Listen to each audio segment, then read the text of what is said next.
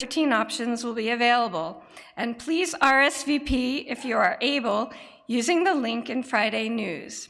If you have questions, contact Laura Amadian. The first meeting of the Trans and Gender Nonconforming Support Group is today at 11:30 in the library. And the 8th annual Interfaith Prayer Gathering and Potluck is Sunday, December 3rd. Here, doors will open at 3:30 p.m. and the service begins at 4. Please register online by the 25th. And we will be serving hot homemade soup and mulled apple cider after the service on the 26th, November 26th. If you are invited to please drop off any chopped vegetables to go in the soup, along with any other nut-free, allergen-labeled potluck items to our volunteers in the kitchen before the service. Thank you. And finally, the grief recovery method of working with grief is an action program for unlocking and respecting the emotional experience of our grief. Reverend Kathleen Fowler is offering this evidence-based 8-week program beginning on Monday, November 27th from 1 to 3 p.m. at First UU. Please contact Kathleen for further information and to register. And now we will hear from the Peace Pals.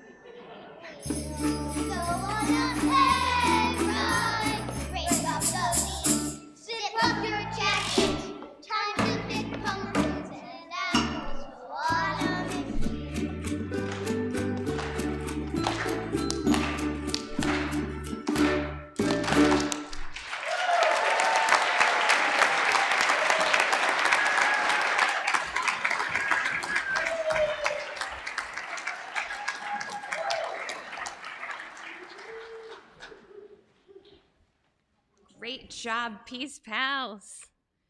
Good morning. I'm Reverend Kelly McNeil. I use she, her pronouns, and I serve as your minister of congregational life here at First UU. Welcome to the First Unitarian Universalist Church of Columbus. We begin this service by acknowledging that we gather on the ancestral lands of the Adena, Hopewell, Wyandotte, Miami, Seneca, Erie, and Cayuga people. We cultivate this awareness that concrete acts of solidarity, healing, and reparation accompany our symbolic acknowledgments.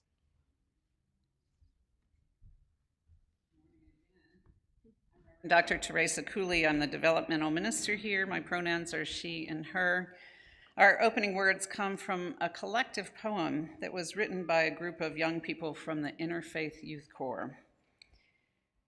We are allowed space for uncertainty in the quiet. Sunlight and rainbows are bound to shy their way out.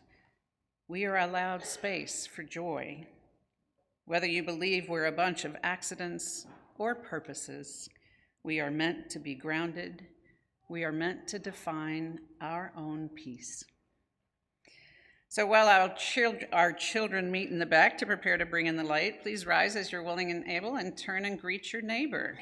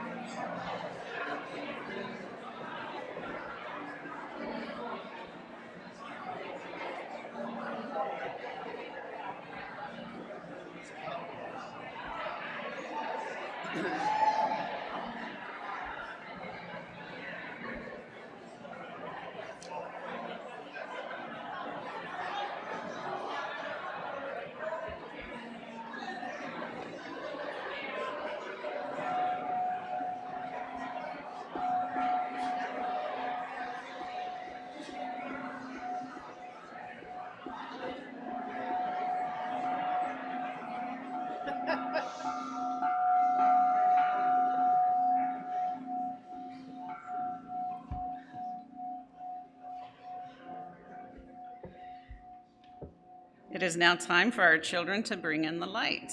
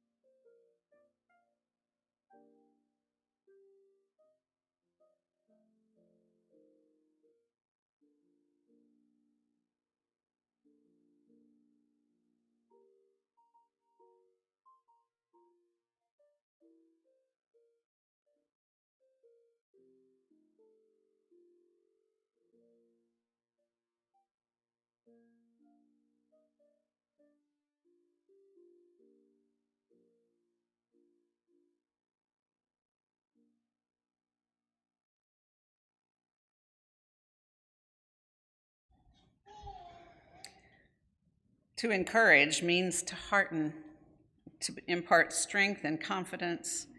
This is our work as a religious community, to encourage one another, to be bold in engaging the world around us, as well as what scares us internally, to give one another the confidence and heart to live as fully as possible. So we light this chalice, symbol of all that we are and have been, all that we may do together in days to come, and all that we will be, as our shared ministry encourages those within and beyond our walls.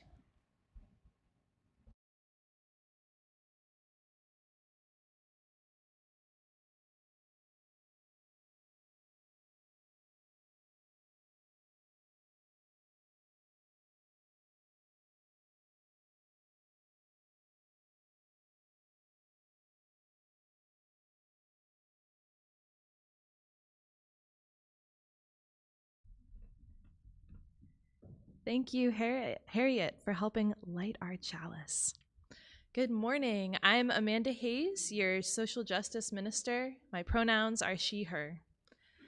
Today's story is called The Empty Pot, written and illustrated by Demi. A long time ago in China, there was a boy named Ping who loved flowers. Anything he planted burst into bloom. Up came flowers, bushes, and even big trees as if by magic.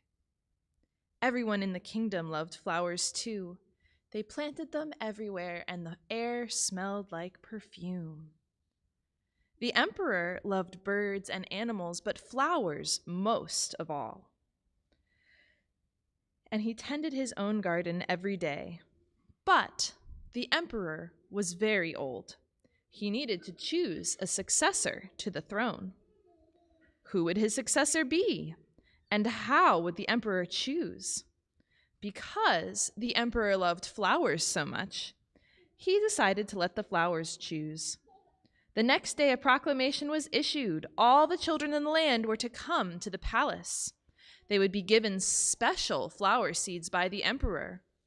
Whoever can show me their best in a year's time, he said, will succeed me to the throne. This news created great excitement throughout the land. Children from all over the country swarmed to the palace to get their flower seeds. All the parents wanted their children to be chosen emperor, and all the children hoped they would be chosen too. When Ping received his seed from the emperor, he was the happiest child of all. He was sure he could grow the most beautiful flower. Ping filled a flower pot with rich soil. He planted the seed in it carefully. He watered it every day. He couldn't wait to see it sprout, grow, and blossom into a beautiful flower. Day after day passed, but nothing grew in his pot. Ping was very worried. He put new soil into a bigger pot. Then he transferred the seed into the rich black soil. Another 2 months he waited. Still nothing happened. By and by, the whole year passed. Spring came, and all the children put on their best clothes to greet the emperor. They rushed to the palace with their beautiful flowers, eagerly hoping to be chosen. Ping was ashamed of his empty pot. He thought the other children would laugh at him because for once he couldn't get a flower to grow. His clever friend ran by, holding a great big plant. "Ping, you're not really going to go to the emperor with an empty pot, are you? Couldn't you grow a great big flower like mine?" "I've grown lots of flowers better than yours," Ping said. "It's just this seed that won't grow." Ping's father overheard this and said, "You did your best, and your best is good enough to present to the emperor." Holding the empty pot in his hands, Ping went straight away to the palace. The emperor was looking at the flowers slowly, one by one. How beautiful all the flowers were. But the emperor was frowning and did not say a word. Finally, he came to Ping. Ping hung his head in shame, expecting to be punished. The emperor asked him, "Why did you bring an empty pot?" Ping started to cry and replied, "I planted the seed you gave me, and I watered it every day, but it didn't sprout. I put it in a better pot with better soil, but it still didn't sprout. I tended it all year long, but nothing grew. So today I had to bring an empty pot without a flower. It was the best I could do." When the emperor heard these words, a smile slowly spread over his face, and he put his arm around Ping. Then he exclaimed to one and all, "I have found him! I have found the one person worthy of being emperor.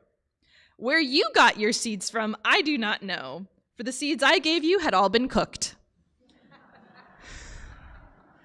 So it was impossible for any of them to grow. I admire Ping's great courage to appear before me with the empty truth, and now I reward him with my entire kingdom and make him emperor of all the land. The end.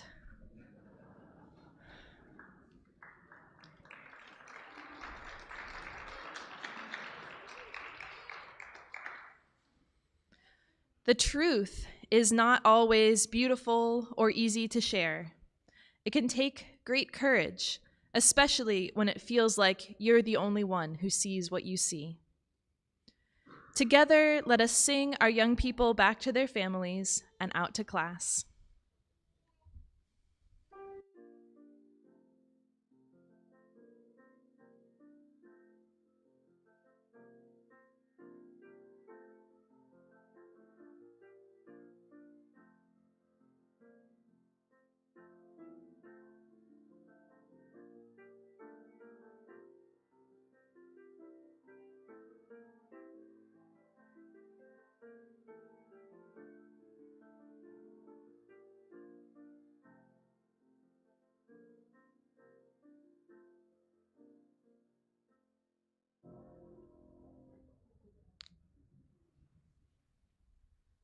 So, we announced in the Friday news this week that most of our staff members are going to be taking turns, taking some leave time over the course of this year. And I just want to share that I will be taking my leave time starting after this Sunday, and I'll see you guys again at the beginning of January.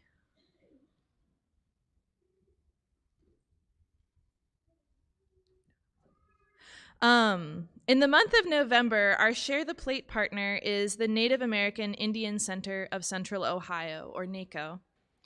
NACO is devoted to preserving and restoring balance in the lives of Native Americans through traditional, cultural, educational, family, community, and wellness-driven values and initiatives.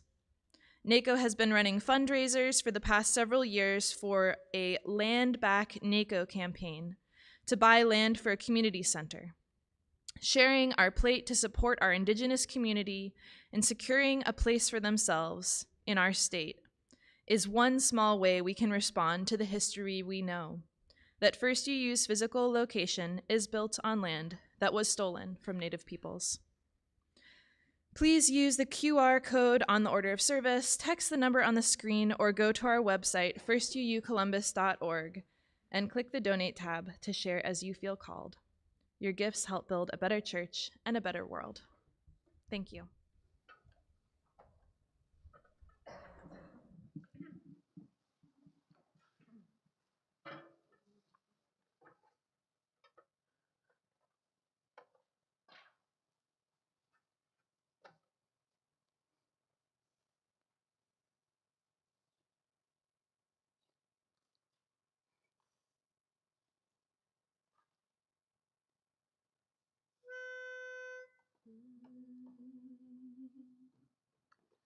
We shall be known by the company we keep, by the ones who circled round to tend these fires.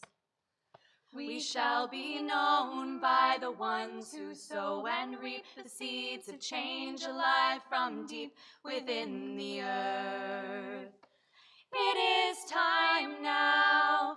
It is time now that we thrived. It is time we lead ourselves into the well. It is time now, and what a time to be alive. In this great turning we shall learn to lead in love. In this great turning we shall learn to lead in love. We shall be known by the company we keep, by the ones who circled round to tend these fires. We shall be known by the ones who sow and reap the seeds of change alive from deep within the earth.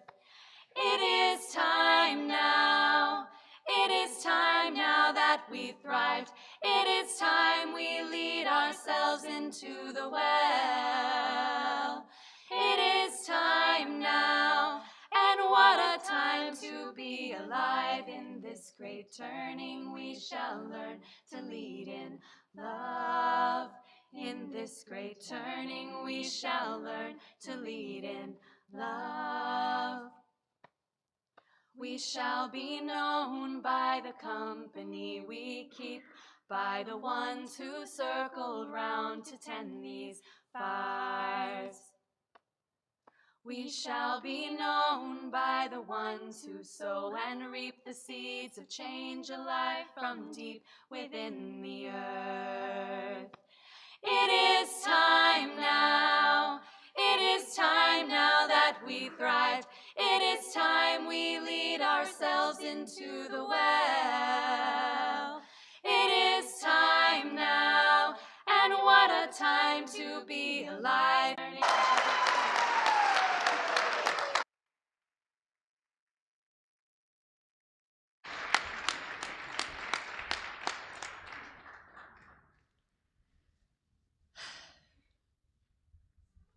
Wow. Thank you for sharing your amazing talents with us. And we will take this spirit that was just created for us and enter into a time of meditation and prayer, which includes words adapted from Victoria Weinstein. I invite you to find a comfortable position, whatever that looks like for you. Maybe it's sitting in your chair or on the floor. Maybe it's standing or laying down. Whatever that place is for you.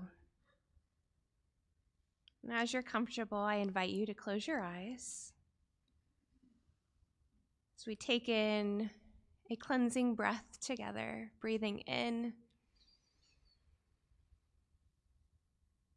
and out. In and out.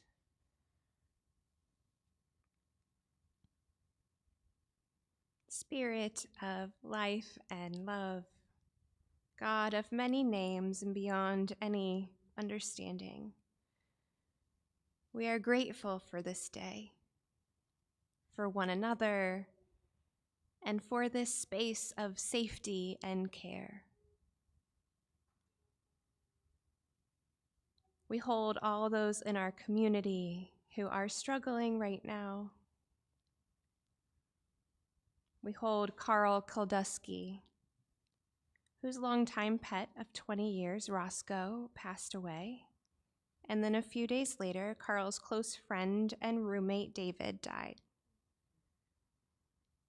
Carl, we hold you in our hearts and hope for gentleness in the coming days.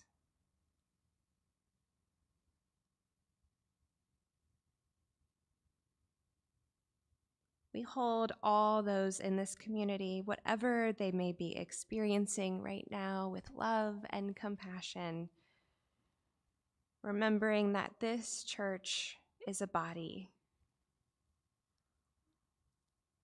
May this body breathe and be together in the spirit of hope. May it feel held by comfort.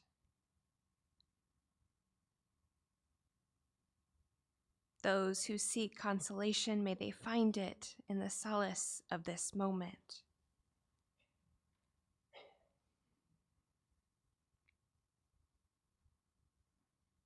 Spirit of love, we are grateful for this church. This church which is as strong as all the people who have ever gathered within its walls. It is the power of all they dreamed and all that they have done.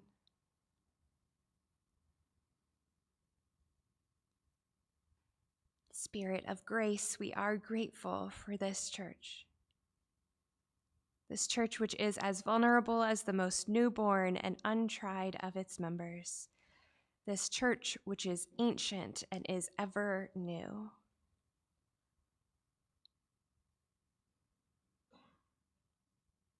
Spirit of peace, we are grateful that this church is a story.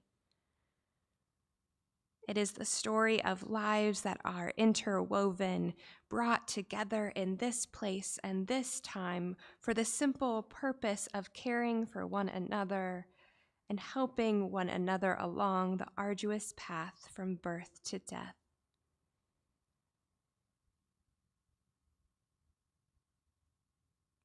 Spirit of hope.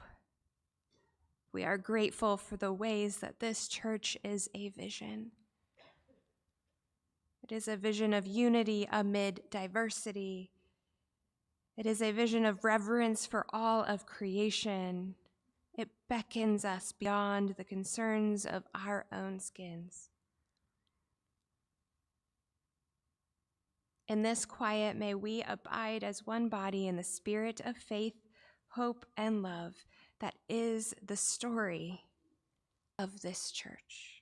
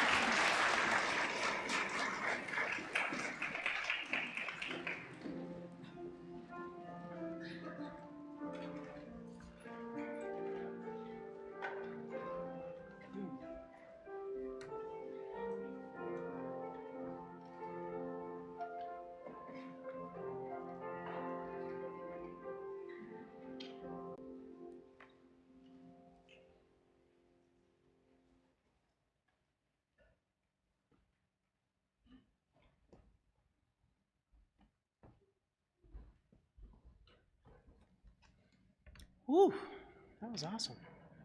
Good morning. My name is Reverend Sunshine Jeremiah Wolfe. I serve as congregational life staff for the Central East region. You don't need to remember all of that.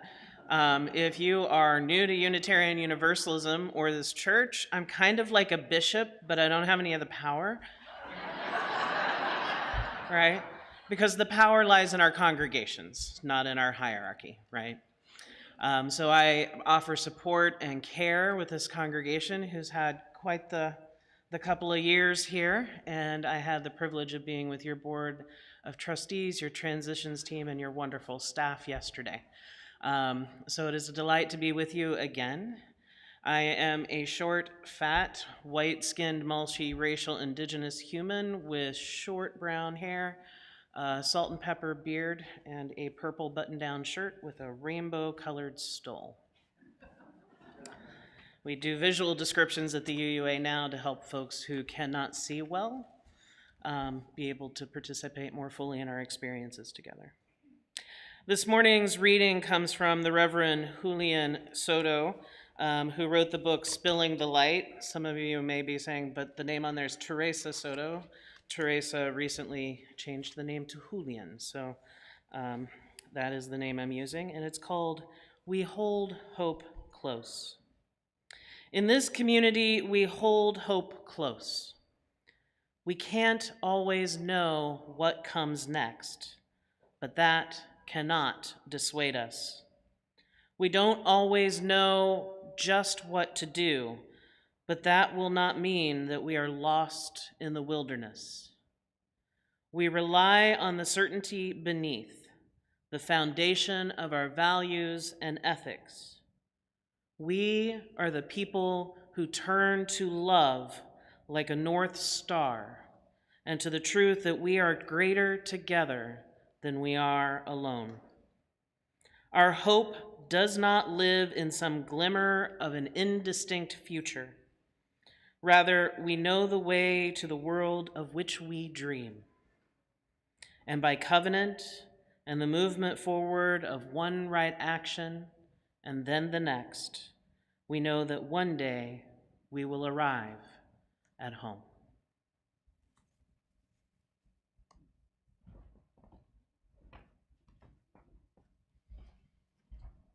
Please remain seated as we sing together hymn number 53 in your gray hymnal, I Walk the Unfrequented Road, just verses 1, 3, and 5.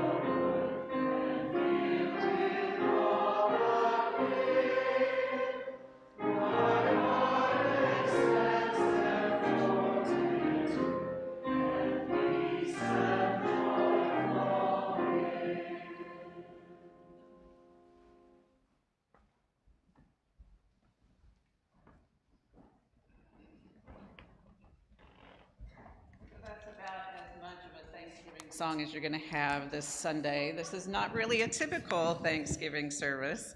We are taking advantage of the fact that Reverend Sunshine was with us yesterday. Those of you who may be new, or those of you who don't read your newsletter, I know you're out there,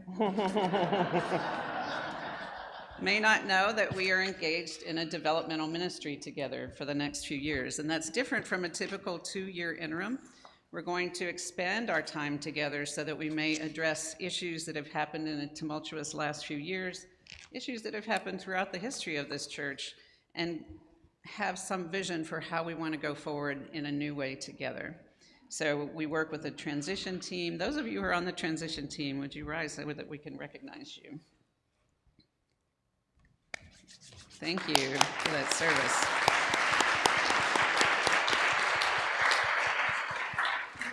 And as Reverend Sunshine said, the board and staff also met with us yesterday to define that time.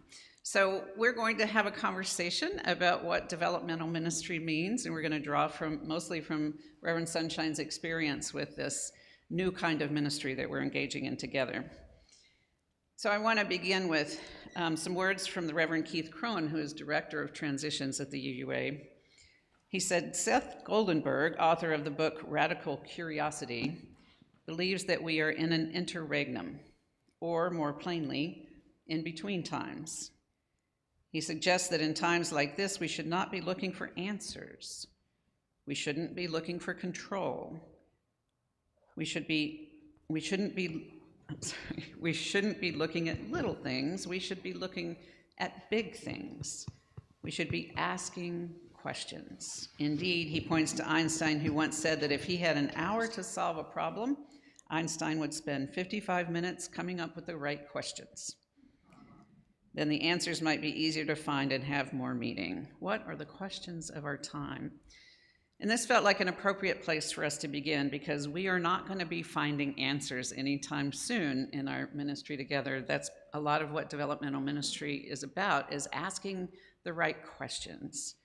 And so I want to ask Reverend Sunshine, what are the questions that developmental ministry tries to ask? Well, that changes with every congregation, right?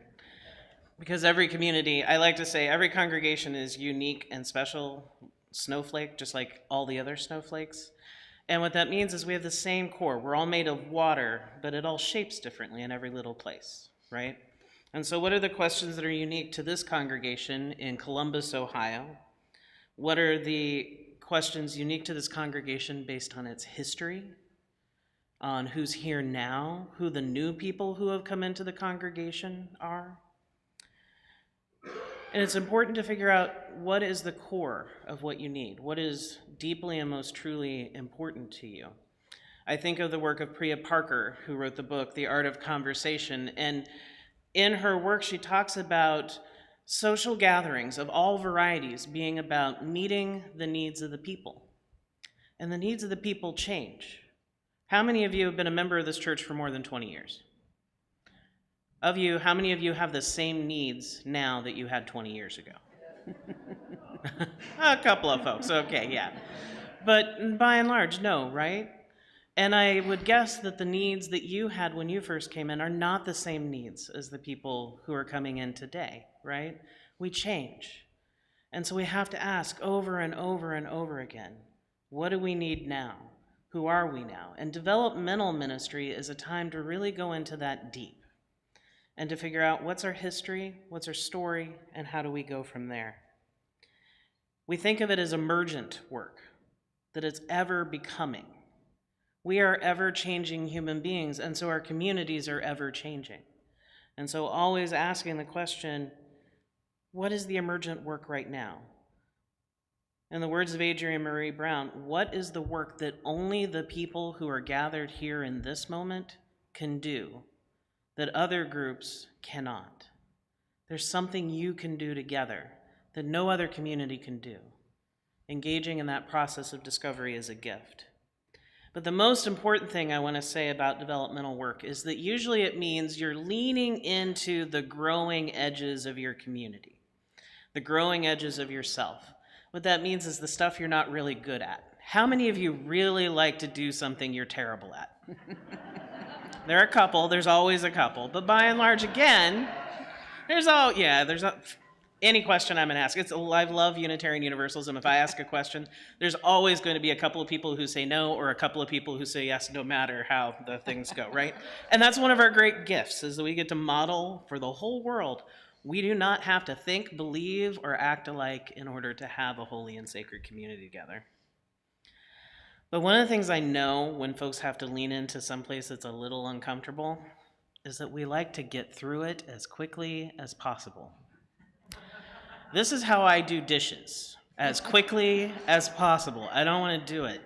This is how I deal with the doctor when I have to go or have to, trim my cat's nails, whatever it is, right? Doing those things that we don't like doing, we try and push through it. But here's the thing.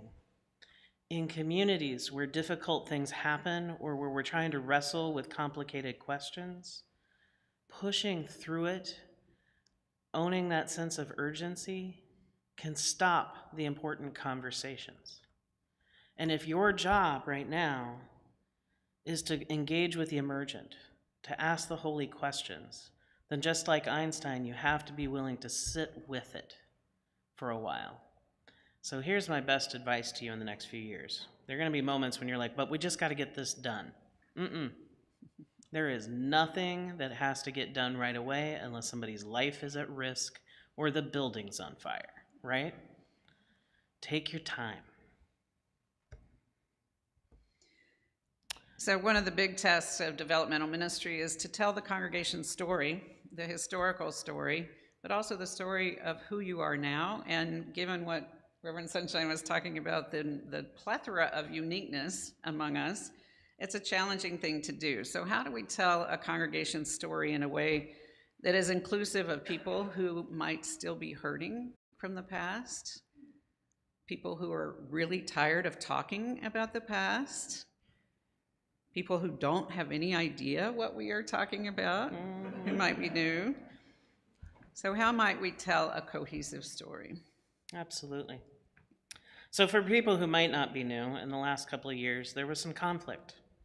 And the people in the room who were here for it are like, that's an understatement.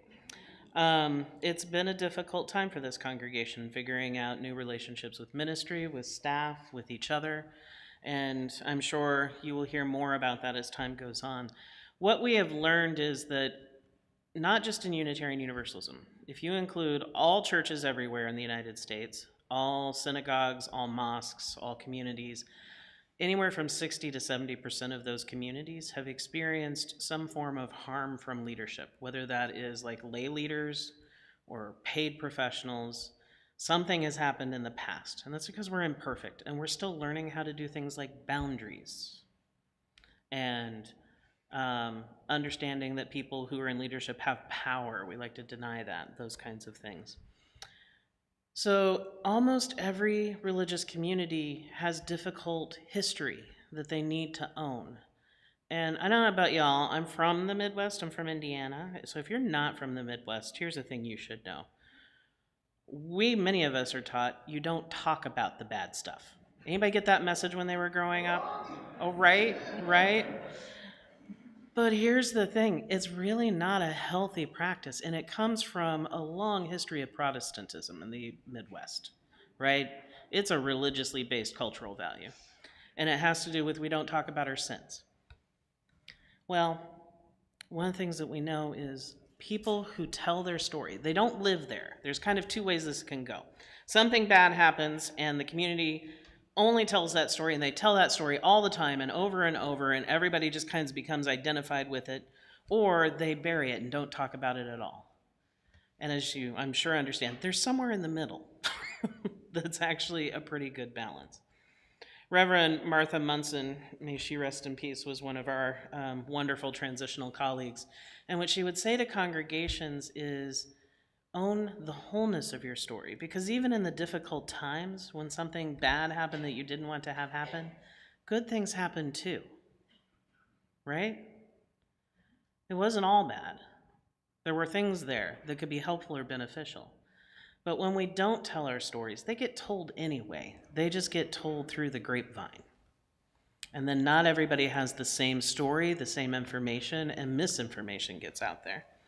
But if we hold on to the strengths that carry us forward, it gets better. So for example, we had a congregation who multiple ministers had come in and caused harm to the congregation, like one after the other. And Martha said to the congregation, you can identify yourselves as the church where, you only get the bad people, which is kind of how they were identifying themselves. Or you can identify yourself as the church that survived all of that and still does amazing and wonderful things and loves each other. And when they started to own that story, that yes, things were difficult and we survive and we're powerful, they started to get the kind of ministers who served them well because they owned their whole story. You have to own your whole story. You have to care for the people who've been harmed. It has to be trauma-informed, but you have to own the whole story, sharing it compassionately and patiently. You don't have to do it all at once. It's in fact way worse if you do it all at once, which is why it takes years. Just take your time. So I want to answer this question, but I want to flip this back to you for a minute, which is you've done some of this work for a while now. What are some of the pitfalls and challenges of developmental ministry? Sure. Well, you've already been naming a lot of them, Reverend Sunshine. One of the most difficult things is people want to move quickly. They want to move quickly. And I know I want to get on with my life too. I know you want to get on with the congregation's life.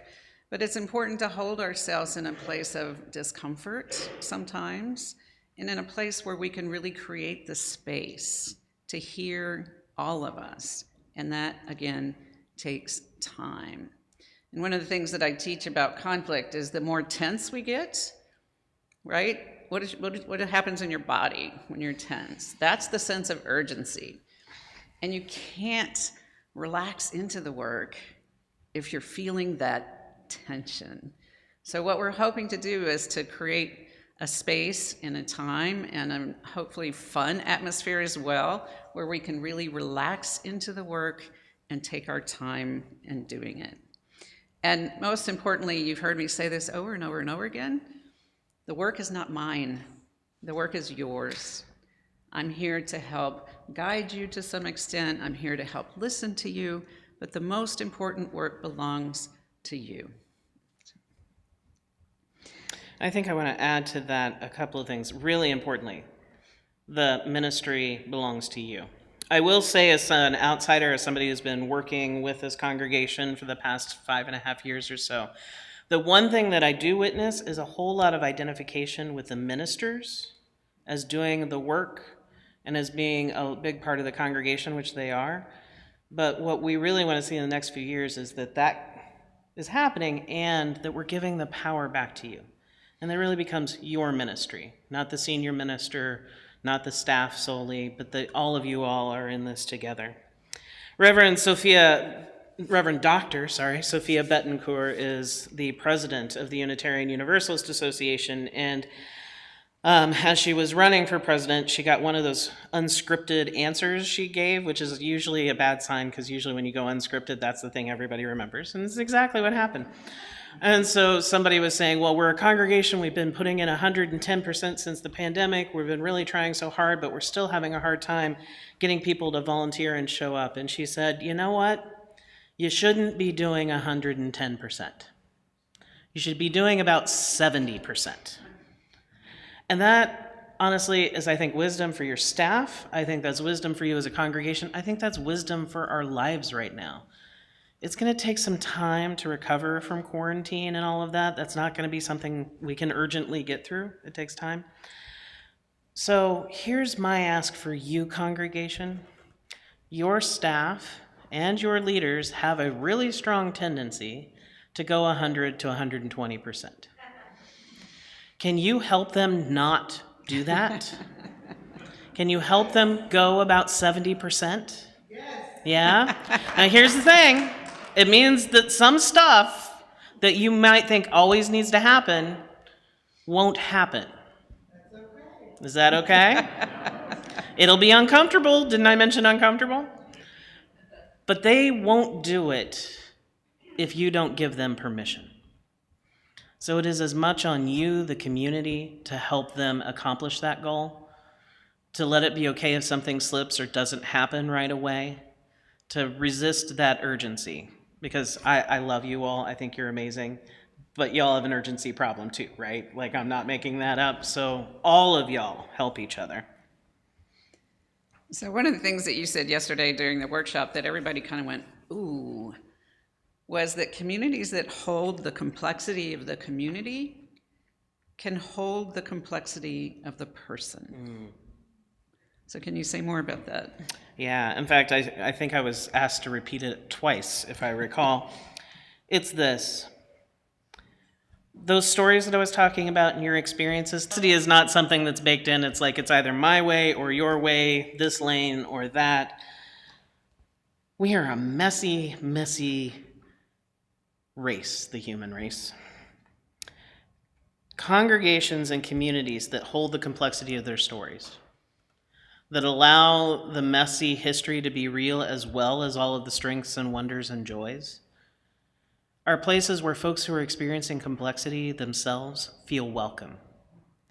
I want to be a part of a community that is as much a hot mess as I am. I don't want it to be perfect. I want it to feel comfortable, and I want it to meet me where I am, and I assume that's true for all of us, right? And so what I wish for this congregation is to lean into that complexity, to let it be messy. The way a lot of congregations who own their past histories deal with this is they make sure that the stories are told at new member orientation so that new members get that information right up front. And then the rumor mill doesn't have to inform them later. Does that make sense? And they also get to hear the complexity of the church and whether it's going to meet them where they are or not. Yeah. So lastly, I want to talk about the spirituality of this process, because it's so easy for us to get lost in the bureaucratic and lost in the systems and the institution and all of those things. Those are important, but it's way more important for us to understand this as a spiritual process. I talk about developmental ministry and transitional ministry as a time when a congregation is broken open and revealing the kind of intimate nature of the work that we do, which I find incredibly exciting. And I want to join you there. I want to join you in that place where you're broken open. And to me, that's the spiritual part of the work. Do you want to say a little last few words about that? Absolutely. I think about, so I'm transgender, non-binary, genderqueer. I live in liminal spaces, and some of you may be familiar with that. But honestly, I think all of us live in interstitial or liminal spaces. Interstitial spaces, that space in the body that's in between, that isn't quite bone, but isn't quite soft tissue. So like the ligaments in the knees, and I know some of you who are older probably know how important those interstitial spaces are, right? The places in between. And so often we want the solidity of the ground, and instead we need to live into the fluid uncertainty of the in-between. Developmental, really any transitional ministry, is a time when things are going to be a little wishy-washy for a while, which again, talk about discomfort in places that a lot of folks don't like. You're either the kind of person who loves being in between, I'm one of those, anybody else in that? Or you're the kind of person who really hates it, anybody in that category? Yeah, are some of you not sure, or like keep making me raise my hand, please stop it. Reverend Dr. Rita Nakashima Brock talks about the importance of interstitial spaces as being the connective tissue of the sacred. And whether for you that sacredness is a deity or the earth or science or family and relationships, it's those interstitial connections, those spaces between, right? That space between you and I is where the magic happens, right? And so letting this time be a time of the between spaces, the in-between, the neither here nor there. There be dragons, but there also be really awesome glittery rainbow dragons who will help you create art and wonder and hope. So embrace the glitter, say yes. And if it can say anything else, and I'm going to use a little bit of French here, take your damn time. You're not in a hurry. You are amazing. I have felt really privileged to be with this community and to see you do amazing work. And if you're a first-timer here, this is a great community to do some really great and important work with, and I wish you every blessing in that process. I want to close with a question for Teresa that's not on the list, which I'm sure she loves. What do you need from this community to do this developmental ministry well? Yeah. I need you to show up. I need you to show up, to dig in and contribute, not just money, but your time, but really your full self, to really come with an openness to the work in a way that says we're all in this together. Amen. We can do it, yes. Got this. So I want to thank Reverend Sunshine, who has stuck with this congregation through some very difficult times, who has not always been treated with kindness during that process, and still is here with us. So thank you so much for all you've done.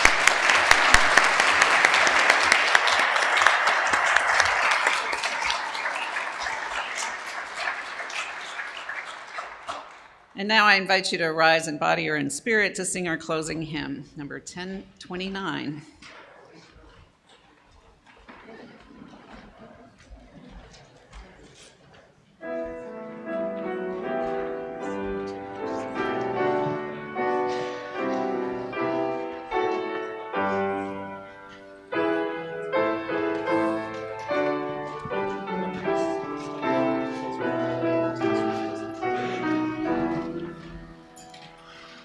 Love knocks and waits for us to hear, to open and invite. Love longs to quiet every fear and seeks to set things right. Love offers life in spite of foes who threaten and condemn. Embracing enemies, love goes the second mile with them. Love comes to heal the broken heart, to ease the troubled mind. Without a word, love bids us start to ask and seek and find. Love knocks and enters at the sound of welcome from within. Love sings and dances all around and feels new life begin.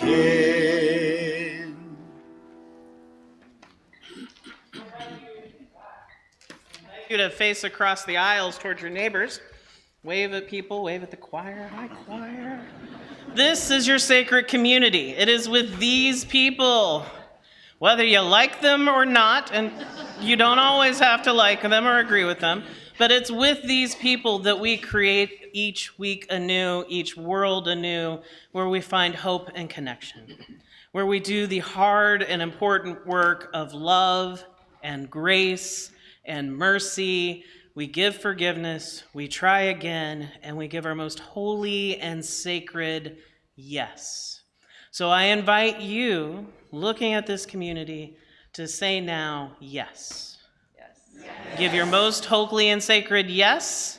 Yes. One last time. Yes. So may it be. Blessed be. Go in trouble and in peace.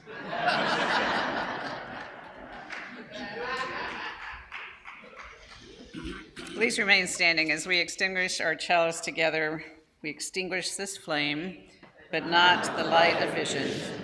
As we go forth, let us heal and transform ourselves and our world through reason and love.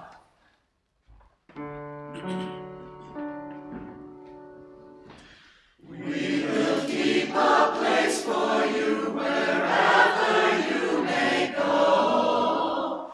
We'll sustain this home of faith and love you've come to know. Go in peace, bring hope to hearts that yearn. We will keep a place for you till you return.